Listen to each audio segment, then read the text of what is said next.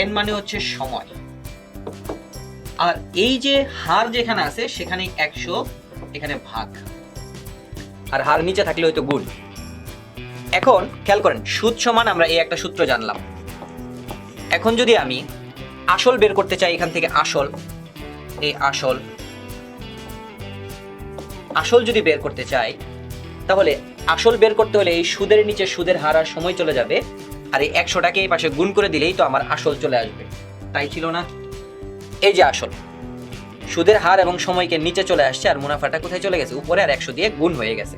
অর্থাৎ এটা একটা জ্যামিতির মতো। আসল বের করার জন্য কি ছিল? এই সুদটা উপরে ছিল, সুদ, আর এখানে সুদের হার আর সময়, এই দুইটা নিচে চলে গেল, সুদের হার গুণ সময়। সুদের হার উপরে থাকলে নিচে গুণ, সুদের হার নিচে থাকলে উপরে গুণ।